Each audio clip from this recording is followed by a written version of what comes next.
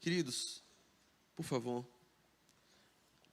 leiam comigo o texto que está escrito na Bíblia em Atos dos Apóstolos.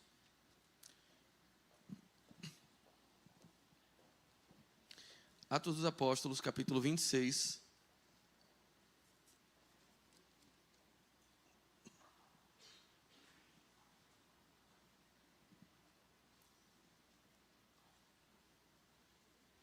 A partir do verso 19.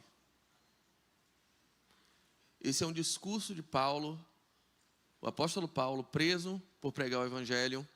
Agora ele discursa diante de um rei, seguramente rei de uma província, não o imperador romano, não o César, mas de um rei chamado Agripa, Herodes Agripa II. Herodes Agripa II pede para ouvir Paulo, enquanto ele é preso por Félix, ele é mantido em prisão por Festo, e está aguardando, porque faz uso de uma prerrogativa romana, para se defender e pregar em Roma diante do imperador. Ele, como cidadão romano, faz valer essa prerrogativa, podendo ser solto, podendo estar em liberdade, prefere ser mantido preso, e mesmo Festo não encontrando qualquer motivo para acusação contra ele, mesmo a guarda romana e seus magistrados não encontrando qualquer acusação que pudesse levar ele ao cabo que pediam seus acusadores, seja a morte, seja a mantença em prisão, Paulo diz: não, eu prefiro continuar preso. Como cidadão romano, tenho o direito de ir para o imperador. Festo, sem entender por que aquele homem prefere manter-se preso, e a razão pela qual ele prefere manter-se preso é porque Deus havia colocado no coração dele de que ele haveria de testemunhar do evangelho de Jesus Cristo em Roma, diante da família real, diante do imperador. Então ele se mantém naquele propósito de dizer: eu quero ir para Roma, mesmo que seja preso. Então as autoridades querem libertá-lo, ele diz: eu não quero ser liberto, eu quero ficar preso e quero ir para Roma, quero ir para a capital, porque Deus falou comigo que falarei diretamente à coroa, falarei à família real, falarei à casa de César e irei testemunhar do evangelho de Jesus Cristo em Roma. Então, aparece de visita na cidade o rei chamado Agripa, um rei de uma província, junto com sua irmã Berenice. E, ouvindo falar sobre quem era Paulo, ouvindo falar sobre as motivações que o mantinham na cadeia, Agripa diz: eu quero ouvir esse tal de Paulo. Está aqui Paulo fazendo discurso em sua defesa, explicando que não subverteu a lei judaica, explicando que não comete qualquer crime, explicando que não violou as autoridades, que não afronta a César, explicando que apenas está pregando a Jesus Cristo e Jesus Cristo ressuscitado, explicando que tem uma visão celestial. E com base nessa visão, ele entende que a mensagem que ele está pregando é suficiente, é capaz e cabal para salvar vidas, para transformar o coração de todos aqueles que ouvissem. E agora ele tem a oportunidade de fazer esse discurso diante desse rei, Herodes Agripa II. Acompanhe comigo a partir do verso 19 do capítulo 26 de Atos dos Apóstolos, quando o apóstolo Paulo diz o seguinte: assim, rei Agripa, não fui desobediente à visão celestial. Eu preguei em primeiro lugar aos que estavam em Damasco, depois aos que estavam em Jerusalém e em toda a Judeia, e também aos gentios, dizendo que se arrependessem e voltassem para Deus, praticando as obras que mostrassem o seu arrependimento. Por isso os judeus me prenderam no pátio do templo e tentaram me matar. Mas eu tenho contado com a ajuda de Deus até o dia de hoje, e por esse motivo aqui estou, dou testemunho tanto a gente simples como a gente importante. Não estou dizendo nada além do que os profetas e Moisés disseram que haveria de acontecer, que o Cristo haveria de sofrer, e sendo o primeiro a ressuscitar dentre os mortos, proclamaria luz para o seu próprio povo e também para os gentios. A essa altura, Festo interrompeu a defesa de Paulo e disse em alta voz: você está louco, Paulo, as muitas letras estão levando à loucura. Respondendo Paulo: eu não estou louco, excelentíssimo Festo. O que estou dizendo é verdadeiro e de bom senso. Aliás, o rei está familiarizado com essas coisas, e eu lhe posso falar abertamente. Eu estou certo de que nada disso escapou do seu conhecimento, pois nada se passou num lugar qualquer. Rei Agripa, crês nos profetas? Eu sei que crês.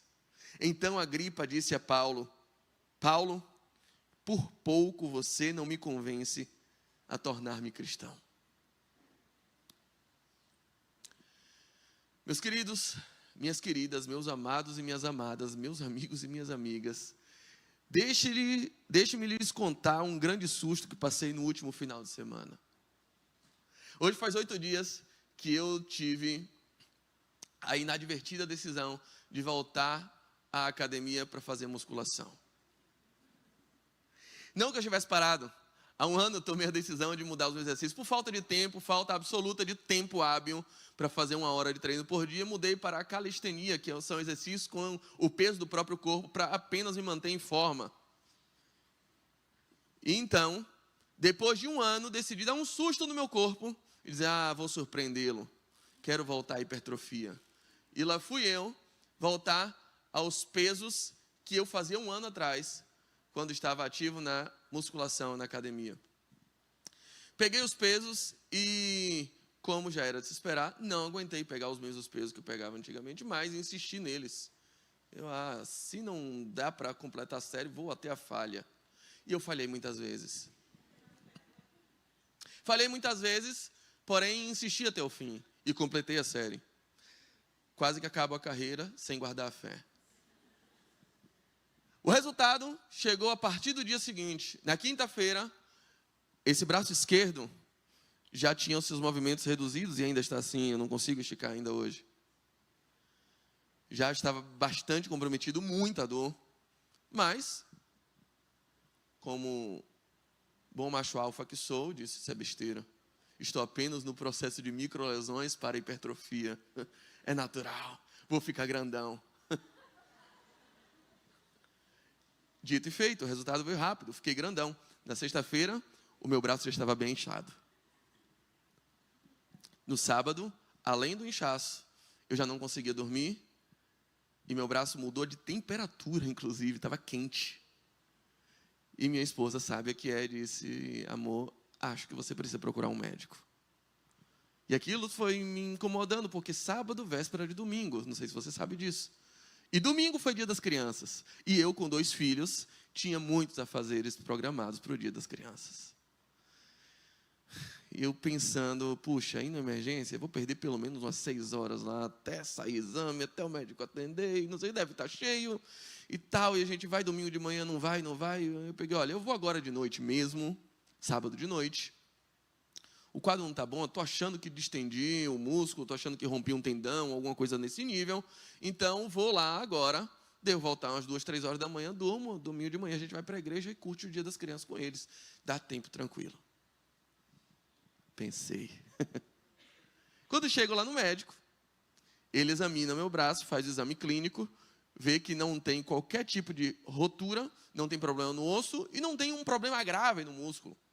Ele disse, mas eu preciso fazer um exame de sangue em você, para te liberar. Pensei. Faço o exame de sangue, demora algum tempo. E daqui a pouco o meu nome é chamado numa sala, onde já não sou atendido por um médico, mas por 3. Ele diz, olha, o exercício físico, quando ele é feito com cargas muito altas, ele libera uma proteína chamada mioglobina, e ela é medida por um índice chamado CPK, que avalia o quanto essa proteína tem no seu corpo, só que ela, em altos níveis, ela é tóxica para os rins e pode comprometer o funcionamento do seu rim. E eu vou dizer para o senhor que o índice aceitável do CPK é de 170. E o resultado do seu exame acabou de chegar em 71.000. Então, querido, se você demorasse mais algumas horas de vir aqui, provavelmente a essa altura a gente estava fazendo hemodiálise em você. Porque por muito pouco o seu rim não para. Por muito pouco você não sofre uma insuficiência renal e, inclusive, uma arritmia cardíaca. E você falando assim parece sério, né? Deu um pouquinho elevado, né, doutor? É, um pouquinho elevado e você não sai daqui. Eu peguei, não, o senhor não entendeu. Amanhã é dia das crianças.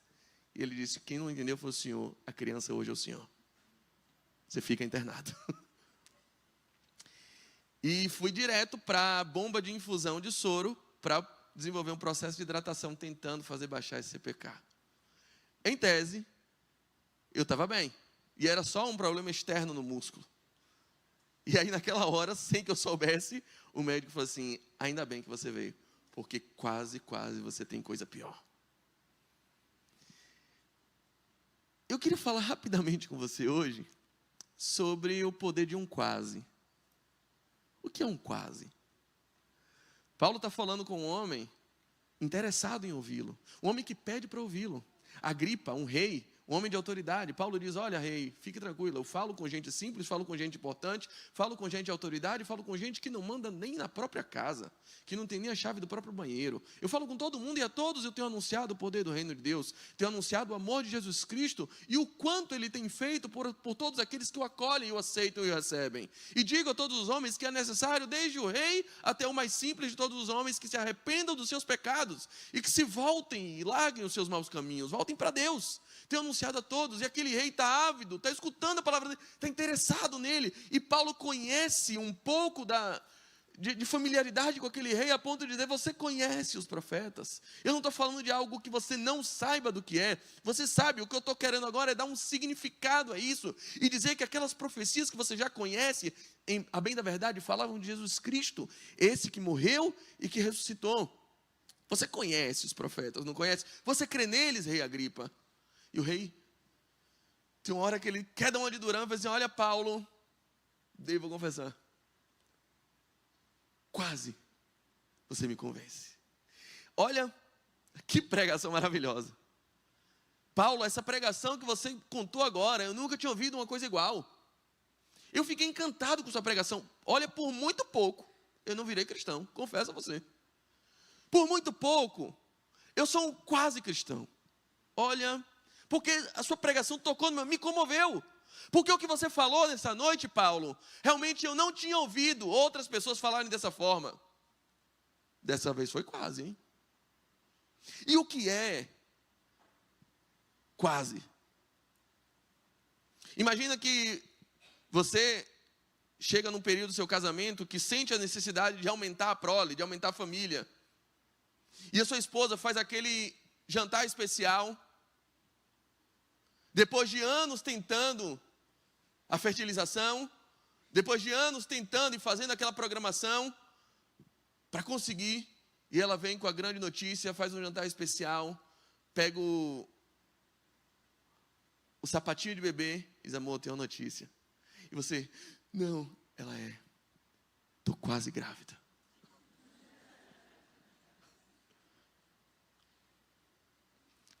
Imagina que você chega no aeroporto para aquele voo de um compromisso inadiável, do outro lado do mundo, de uma oportunidade que vai mudar a sua vida, que você precisa chegar no horário. Mas aí você chega, e quando você dá o pé no saguão, você vê a aeronave decolando. Você quase pegou. Que efeito isso faz na sua vida? O torneio mais importante de futebol da América do Sul chama Taça Libertadores da América. Em 1993, apenas o campeão brasileiro classificava para a Taça Libertadores da América. Só o melhor, só o primeiro. O Vitória da Bahia chegou em segundo. Quase chega. Depois as vagas aumentaram. Em 99, os 2 melhores classificavam para a Taça Libertadores da América. Vitória da Bahia foi o terceiro. As vagas aumentaram. Em 2013, os 4 melhores classificavam para a Taça Libertadores da América.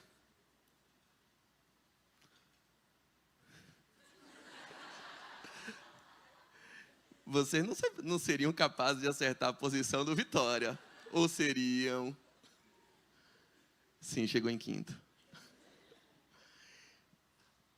Sabe o que é o time do quase? O que eu quero dizer para vocês é que quase é a mesma coisa que nada. Quase grávida é igual a não grávida.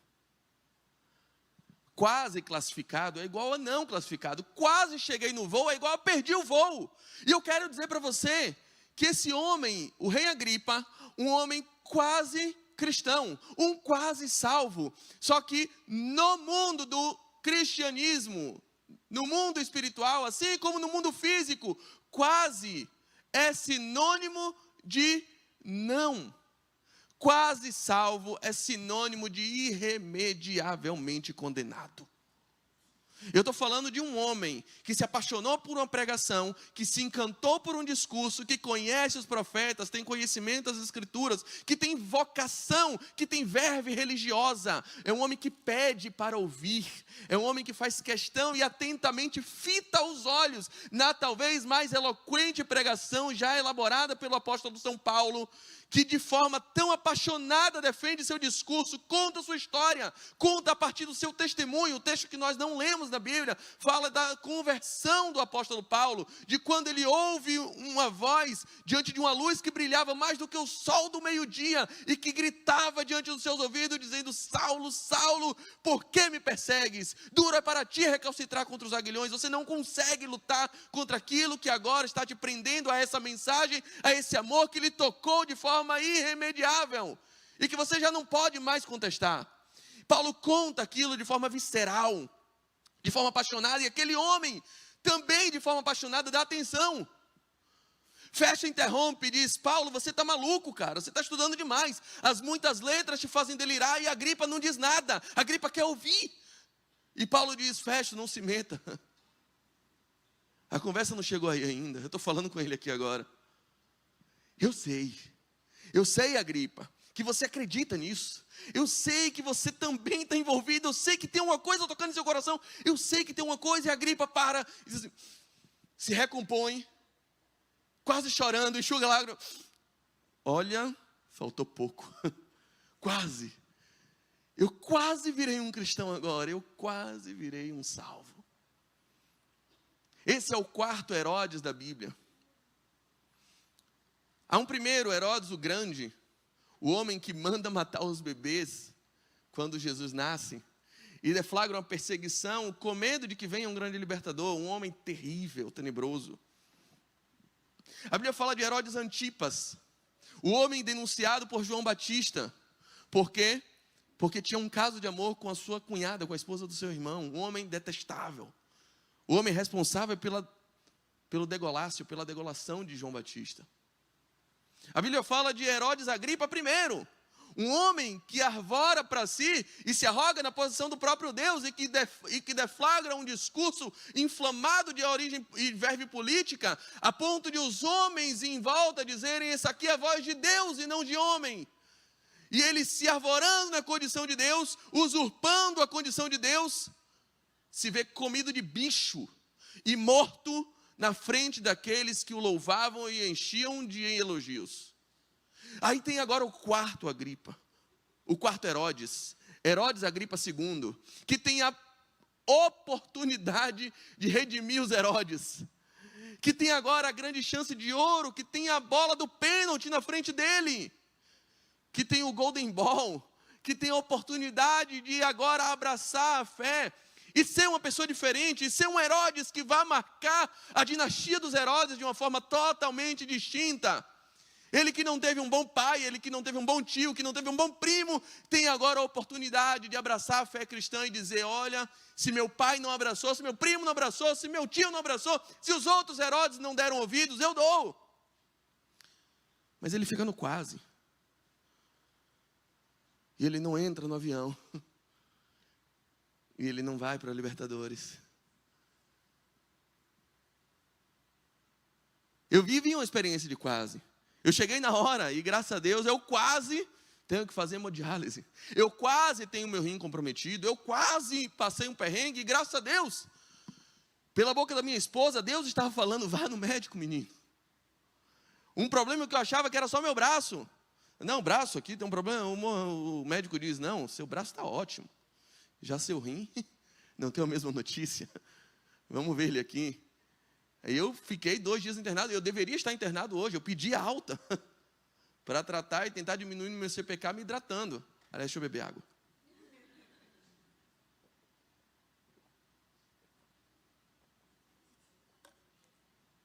Tenho que lembrar.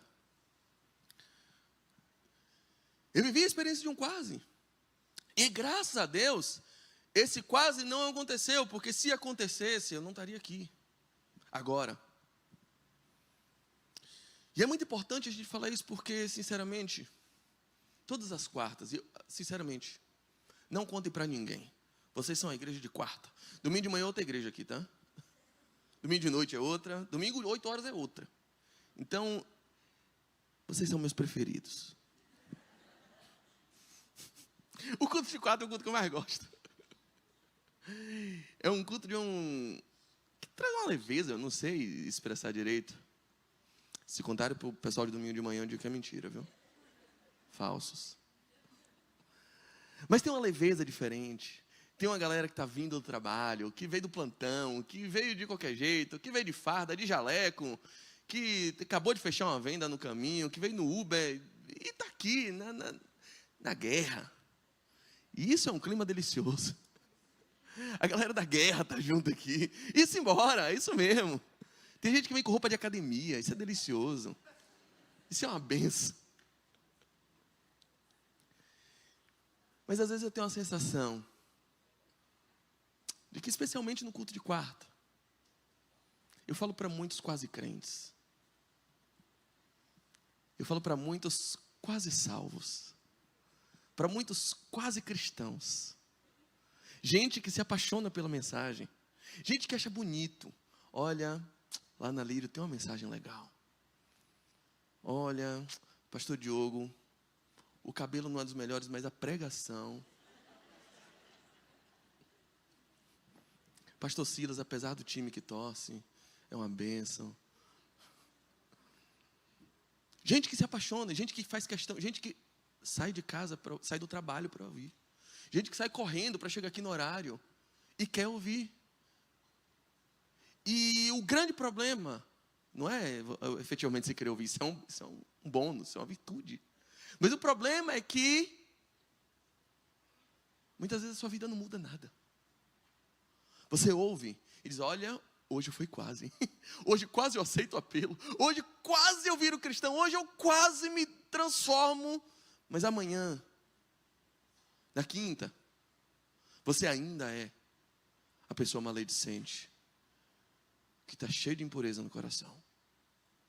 E me perdoe falar isso dessa forma, e obviamente eu não estou falando para ninguém individual, eu estou falando para um retrato de pessoas que simpatizam, que até querem ouvir a pregação, que gostam de ouvir a pregação, mas que saem daqui e não se deixam ser tocadas. Quando chegam na hora H, elas lembram que precisam ser duras, elas lembram que deixaram muitos compromissos, elas lembram que tem uma vida que você não quer renunciar absolutamente nenhum centímetro dela. Elas lembram que amanhã é dia de se encontrar com o fiscal e pagar propina para ele. E se eu me entregar a Jesus hoje, rapaz, isso vai bagunçar meu negócio. Isso vai me fazer perder competitividade. Elas lembram que chegar de noite, aquele contato vai fazer um oi sumida. E eu não consigo dizer não. Então é melhor não me entregar. É melhor, de fato, continuar como quase. E semana que vem eu volto para ouvir de novo, porque a mensagem continua sendo legal. Porque os louvores continuam sendo agradáveis. Porque a Lírio não grita. Porque a Lírio não pede dinheiro meia hora. Então lá é bom, eu gosto de lá, dar uma paz. Eu sinto uma paz quando eu vou naquela igreja. E a ponto de eu quase querer ser um deles. Desculpa, querido, quase salvo é igual a irremediavelmente condenado. E eu não posso sonegar essa verdade de você. E tem um segundo grupo de quase salvos. O segundo grupo de quase salvos não é necessariamente aqueles que simpatizam e que sabem que estão no quase. É que tem um grupo que acha que está salvo. Porque ouviu um evangelho a vida inteira que corrige apenas os seus aspectos exteriores. Imagina se eu chegasse no médico, no Hospital São Rafael, no sábado de noite, o médico olhasse apenas o meu braço, visse aquele inchaço, fizesse uma punção de líquido, tirasse todo o líquido que estava ali acumulado no meu braço, passasse uma pomada, um remédio tópico, um anti-inflamatório, me desse um remédio para dor e me dispensasse para minha casa. Ele iria tratar exatamente aquilo que estava me incomodando, que é o aspecto externo, era o meu braço inchado. Ele iria dizer, pronto, seu braço está ótimo, e não examinaria por dentro. Eu tenho muitas pessoas que todos os dias me procuram, que todos os dias dão seu testemunho, que pedem aconselhamento, e que dizem, e que se julgam, ou salvos porque fazem coisas certas ou condenados porque fazem coisas erradas. E aliás, eu lhe pergunto hoje, se você morresse agora, ou se Jesus voltasse agora, você iria para o céu ou para o inferno? E por quê? Por que céu e por que inferno? E a maioria de vocês, eu arrisco dizer, responderia, vou para o céu. Por quê? Porque eu estou fazendo isso, porque eu não matou, porque hoje eu não roubei, porque eu dei o dízimo. Ou, eu acho que eu iria para o inferno. Por quê? Porque eu estou errando, porque eu estou fazendo coisas. É sempre com base no que você está fazendo. É sempre com base no seu comportamento, porque foi isso que você ensinou, que você foi ensinado que é salvação. É olhar se seu braço está inchado ou não. É olhar aspectos externos e comportamentais para definir se você está salvo ou se você não está salvo. É olhar para as suas obras. E as suas obras definem se você é um salvo ou se você é um condenado. Externo. E eu quero dizer, meu querido, que o que menos eu quero olhar hoje, o que menos eu quero apontar hoje, é se você bebe ou se você não bebe. Se você xinga ou se você não xinga. Se você tem tatuagem ou se você não tem tatuagem. Mas eu quero falar de algo muito mais sério. Dentro de você há um relógio contando para a morte. Você está preocupado porque seu braço está inchado? Você está preocupado porque você está pagando propina? Você está preocupado porque você está tendo um caso extraconjugal? Eu vou lhe dizer, tem um problema muito mais sério. Seu rim está parando. Seu coração está a ponto de parar. Há um problema dentro de você, interno, que você não está vendo. E que talvez a religião não lhe contou até hoje. Chamado pecado. E é ele que faz seu braço inchar. É ele que faz seu coração desejar o que você não deseja, o que você não queria desejar. É ele que faz com que todos os dias você se sinta amordaçado, atrelado, engalfinhado, aliançado, algemado por pesos que você não consegue se desvencilhar. Assim como eu descobri que tinha algo interno muito mais grave do que o sintoma externo, eu estou aqui para lhe anunciar, meu querido. Tem algo dentro do seu coração muito mais grave do que esses desvios comportamentais que você manifesta e lhe preocupam tanto. Eu não vou fazer o que talvez fizeram com você até hoje. Quer ser salvo? Pare de beber. Pare de fumar. Pare de xingar. Não. Porque isso seria só tratar seu braço inchado. Mexer nos seus comportamentos enquanto seu coração, enquanto seu rim está quase parando. Aquele dia, sabe o que me salvou? Eles disseram, querido, eu preciso lhe tratar por dentro. Eu estou falando com pessoas quase salvas, mas que se julgam cristãos perfeitos, porque não tem um braço inchado. Quantos casos você já viu de pessoas que têm a vida aparentemente hiper saudável, atletas, que fazem academia, são seus colegas de academia, que são inteligentíssimos, bem-sucedidos no trabalho, bonitos, belos, e um belo dia vai fazer um exame de check-up e descobre um câncer em estado avantajado. Tem algo dentro dele crescendo de forma invisível, mas igualmente mortífera. Eu quero dizer para você, querido, o Deus que eu estou anunciando é o Deus que te conhece por dentro. E que não vai ficar aqui dizendo para você o que você pode e o que você não pode fazer. Essa forma irresponsável de pregação, essa forma legalista de pregação, de dizer o que crente pode e o que crente não pode. Quantos ml de álcool você pode tomar, quantos você não pode tomar. Que tipo de dança você pode fazer com sua esposa, que tipo você não pode. Que tipo de música do mundo você pode ouvir. Você só pode ouvir do mundo ou as de Marte. Que tatuagem você pode fazer? Acima de 3 centímetros é pecado. Se tatuar um infinito no cóccix é pecado, porque é brega. Se tatuar carpe diem na nuca é ridículo. Desculpa quem tem. Eu não vou fazer esse tipo de coisa. A gente não vai perder esse tipo de tempo quando a gente olha seus exames e vê que está tudo parando por dentro. Seu real problema não é seu braço inchado. Seu real problema não é a cor da sua urina. Não são esses sintomas externos, mas é algo interno que cresce dentro de você. E se você nunca foi tratado por dentro, você não passa de um quase cristão, de um comportamento perfeito, de uma moral, sem nome no Serasa, sem braço inchado, mas com seu interior absolutamente corrompido, por índices que só podem ser vistos por quem lhe conhece e lhe examina por dentro. Quem sabe você está aqui sorrindo, quem sabe você está aqui com sua moral ilibada, quem sabe você está aqui ostentando o currículo de quem nunca matou, nunca traiu, mas está com o CPK de milhões. Jesus está com seus exames na mão. Isso não é ser cristão. Isso é ser um quase cristão. Então, o que é ser cristão? Querido, ser cristão é receber o toque de Cristo de uma forma que muda de você de dentro para fora. Que não apenas faz você não pecar, mas que faz você desejar não pecar. Que não apenas faz você orar, mas que faz você querer orar. Meu querido, minha querida, pensa, minha querida só agora, pensa no marido perfeito, que te dá joias, que leva você para Paris todo ano, quantas vezes você quiser, que diz a você que você pode trabalhar se quiser, mas não precisa.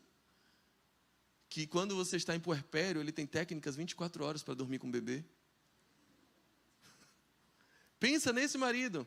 Pensa no marido que faz tudo por você. Pensa no marido que lava a louça. Porque ele quer, porque ele teria dinheiro para comprar uma lava-louça, mas ele quer dizer que ele sabe lavar louça. Pensa nesse marido. Pensou? Agora pensa também que o coração dele é da tua melhor amiga. Ele não lhe trai, ele está casado com você, ele é fiel a você. Ele fica com você todo dia, ele dorme com você, ele viaja com você, ele supre você de joias, ele supre você com presentes, mas é por ela que a pupila dele dilata. É nela que ele pensa quando está com você. Você chama isso de amor? Jesus também não. Ser cristão não é estar aqui na igreja. Ser cristão não é nem estar perto de Jesus. Ser cristão é querer estar perto de Jesus. É querer e amar estar perto dele. Ser cristão é amar estar junto dele a todo momento. Ser cristão é ter um relacionamento sincero porque você foi tocado. E desculpa, não dá para ser cristão se um milagre não acontecer com você. Por quê? Porque ninguém manda no coração. Você já tentou gostar de alguém que você não suportava? Vai, gosta, coração, vai, é uma pessoa tão boa. Ele, não. Pior, você já tentou deixar de gostar de alguém que aquele coração bandido insiste em... Você já apanhou como o quê, mas você não consegue. Ninguém manda no coração. Só um milagre faz você amar o que você não amava. Faz você odiar o que você não odiava. Esse toque de Cristo é o que nós chamamos conversão. Esse toque de Cristo é o que te faz um cristão. Eu encerro dizendo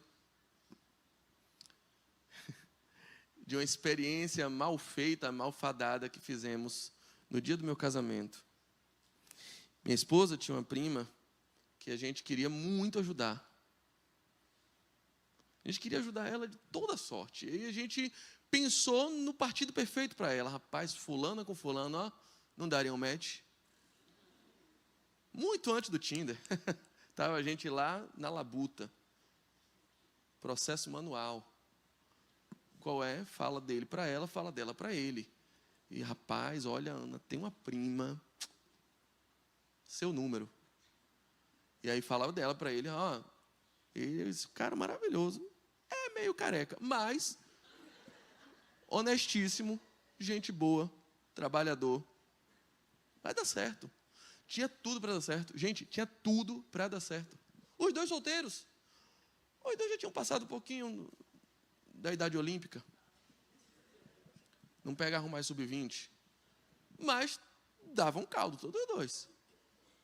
E a gente fez aquele jogo de combinar todo mundo, de colocar eles para sentarem na mesa e na mesma hora todo mundo tem vontade de fazer xixi.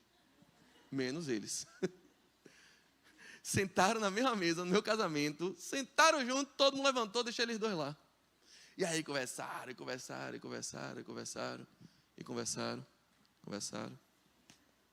E ficou na conversa. E aí? Muito legal. Uma pessoa maravilhosa, mas...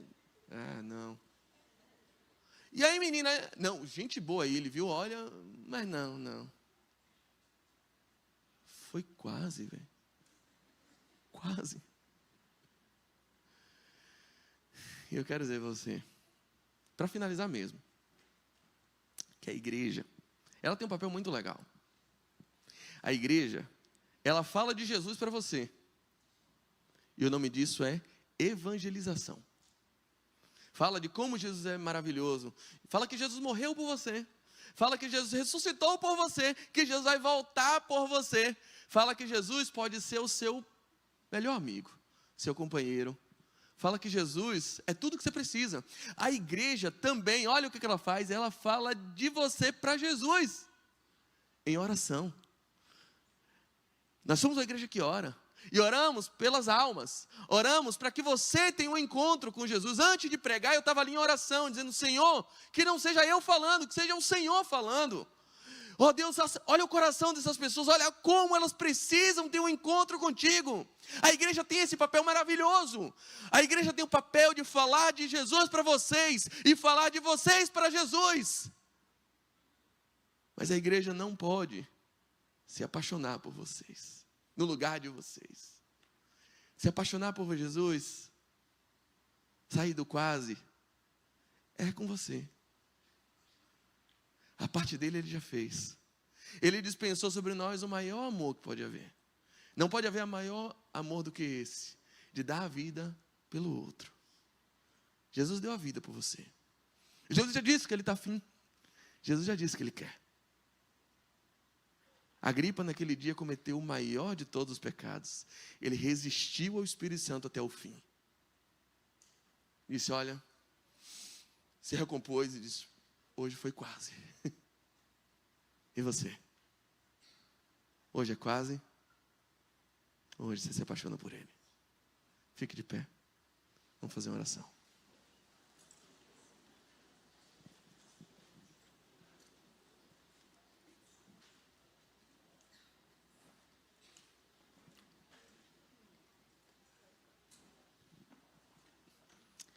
O meu clamor é só que você não atrapalhe. Jesus, ele tem todo o itinerário já feito. Jesus não é daquele tipo que sai com você e pergunta assim: e aí, quer ir para onde? Não, Jesus não. Jesus sabe para onde vai te levar. Você que escolhe. Não, Jesus não. Jesus não, eu já escolhi tudo. Bora. Embarcar é com você. E aí? Você vai? Hoje foi quase. Você vai abraçá-lo? Você vai se render? Você vai assumir finalmente que não dá para lutar mais contra isso?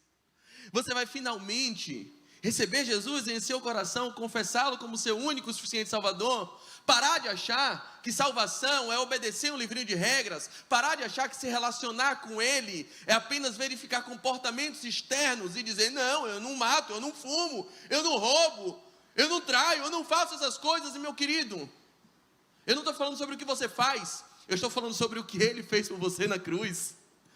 A graça é isso, a salvação é isso. É ser tocado por Ele em um nível que desperta o seu coração a uma paixão, a um amor tão incondicional, tão incontrolável, que você já não sabe mais o caminho de casa, porque agora Ele se torna o seu caminho. E que agora os seus desejos, os seus amores são mudados. Eu não estou falando de uma troca de comportamento. Eu não estou falando de uma troca de afazeres. Eu não estou falando de uma troca de roupa. Eu não estou falando de uma troca de Deus. Eu não estou falando de uma troca de religião. Eu não estou falando de uma troca de igreja. Eu não estou falando de uma troca de denominações. Eu não estou falando de uma troca de filosofia, eu não estou falando de uma troca de ideologia, eu estou falando de uma troca de amores. É você amar o que você não amava. Eu não estou falando que você a partir de hoje tem que orar. Eu estou falando que se Jesus Cristo tocar em seu coração, a partir de hoje você vai querer orar. Você vai sentir vontade de falar com Ele. Você vai contar os minutos para ficar sozinho num lugar onde você possa falar com Ele e dizer: ah, Senhor, finalmente, enfim sós. Parar de me atrapalhar, agora é hora de falar só contigo. Eu estou falando que se você receber o toque do Espírito Santo, você vai odiar a propina. Você vai odiar o adultério. Você vai odiar a pornografia. Você vai odiar a prostituição. Você vai odiar a promiscuidade.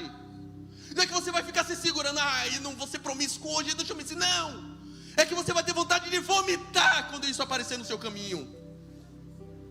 Porque Ele te tocou.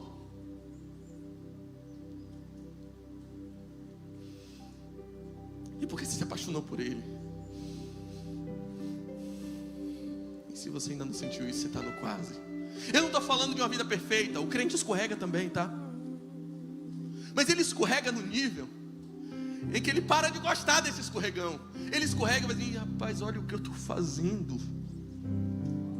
É porque ele já está ali testificando o seu. Você está apaixonado por ele, vai dizer: eu errei, eu sei que eu estou errado. E aquele nível de testificação vem em você, a ponto de você entender que aquilo já não lhe pertence. E aí você levanta e diz: pai, eu errei, mas hoje eu quero acertar, porque eu sei que o Senhor me tocou. Eu não quero mais andar assim. E se você ainda não sentiu isso, você ainda está no quase. Você ainda é quase um cristão. É alguém que gosta da pregação. É alguém que gosta da igreja, que gosta dos louvores, que tem uma playlist no seu Spotify só de louvores você aprendeu na Lírio. Mas cristão você não é. Salvo você não é. O salvo ele foi tocado por dentro. O salvo ele desenvolveu amor. O salvo ele se apaixonou. O salvo ele não tem que ficar olhando um livrinho de regras. Ah, a pessoa me feriu, faz o que agora? É um murro? É o que? Ah, lembrei, perdão, droga. O salvo ele não pensa isso. O salvo ele tem conexão direta com Cristo. E ele vai fazendo a vontade de Cristo, porque ele vai aprendendo de Cristo, e ele vai amando a vontade de Cristo a cada dia. Ele vai tendo o seu coração moldado conforme o coração de Cristo. Ele não vive mais algemado no pecado. Ele não vive mais enclausurado no pecado. O pecado tenta influenciar, mas agora já não é uma prisão. Não. Ele sabe: Jesus me tocou. Jesus me tocou. Eu queria que você fizesse essa oração, fechasse seus olhos e dissesse para Jesus: sinceramente, eu não vou fazer apelo, tá? Eu não vou, quem quiser vir aqui não faz. Eu não gosto de fazer isso, eu respeito quem faz. Se Tiago tivesse aqui, você estava perdido hoje. Tiaguinho é bom de apelo. Eu não. Sinceramente, isso é com você e ele. Eu já fiz o que eu podia fazer. Eu falei de você para ele. Ele está amarradão em você. Eu falei dele para você. E agora, é entre você e ele. Hoje é dia de quase? Ou hoje é dia de se apaixonar?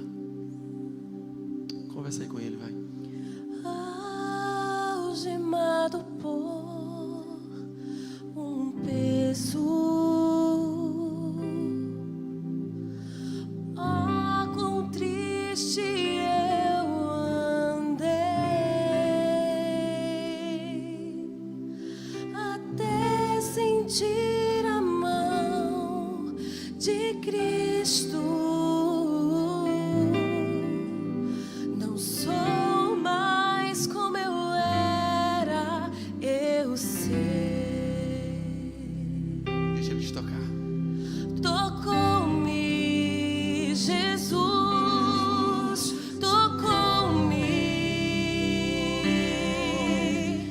de paz Ele encheu meu coração.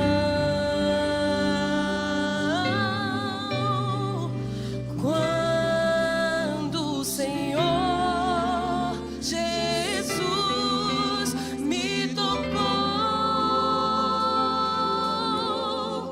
livrou-me da escuridão. Desde que aceitei a Cristo e senti seu terno amor, eu tenho achado paz e vida. Pra sempre cantarei em teu louvor. Tocou-me, Jesus, tocou-me. De paz Ele encheu meu coração. Quando o Senhor Jesus me tocou, livrou-me da escuridão. Diga, tocou-me. Clame pra Ele te tocar nessa noite. Tocou-me, Jesus, tocou-me. De paz Ele encheu meu coração. Quando o Senhor Jesus me tocou, livrou-me da escuridão. Você não vai sair da escuridão por bom comportamento. Você não vai sair da escuridão olhando o que você pode e o que você não pode fazer. Você não vai sair da escuridão apenas escutando mensagem aqui e voltando para sua casa dizendo: hoje foi quase. Ah, mas se Ele te tocar, meu querido, se você parar de resistir ao poder do Espírito Santo, se você parar de ser essa rocha tão dura, se você parar com seu orgulho, se você parar com tanta soberba, se você finalmente admitir: olha, até hoje eu não tive uma experiência com Deus, mas eu preciso ter essa experiência, e começar a clamar: me toca, Senhor, que o Senhor tenha misericórdia de mim, que hoje seja o dia em que eu não vou ser mais um quase salvo, mas eu vou ter a testificação, eu vou ter a confirmação dentro do meu interior de que meu nome foi escrito no livro da vida, de que Ele me ama, de que eu sou amado pelo meu Pai, e que hoje eu também posso dizer: porque Ele me ama, eu também o amo, e quero me entregar e me render a Ele. Aí você vai ver o que é sair da escuridão, meu amigo. Aí você vai ver o que é caminhar em luz. Seja tocado pelo Senhor agora. Receba o toque do Espírito Santo, meu amigo. Receba o toque, que vai ser um toque perene, a ponto de você sentir e confirmar que nunca mais você vai se sentir sozinho, um dia só na tua vida. Que mesmo no meio da angústia, no meio da tempestade, no medo, da solidão, do desespero, no meio da ausência de prognóstico, que nesse momento você vai receber a confirmação de uma paz que excede todo o entendimento, e vai saber: Ele está do meu lado, Ele não me abandonou, Ele não me negou, Ele não me traiu. Isso é ser cristão. Não é saber que você anda sozinho tentando obedecer regras, com medo dele te mandar para o inferno, te condenar.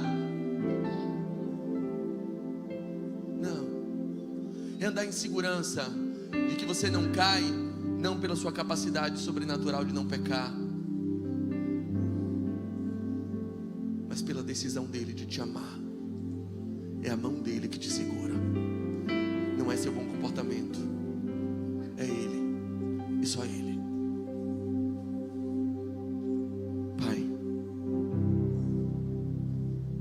Senhor mesmo toque nos corações. Faça a tua obra, que não depende de mim, que não é por força, que não é por violência, mas é pelo teu Espírito.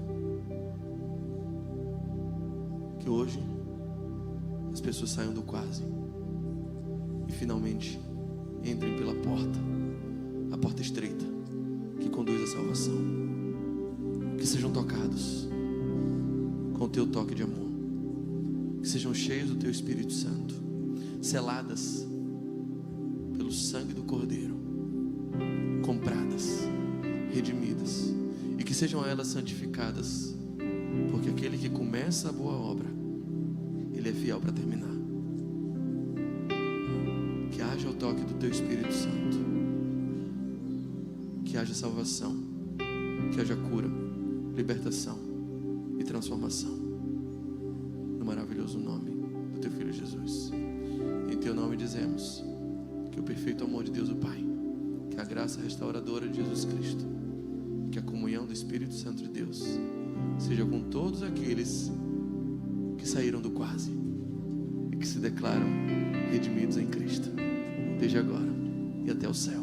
Amém e amém. Que Deus te abençoe e te dê uma excelente quarta-feira.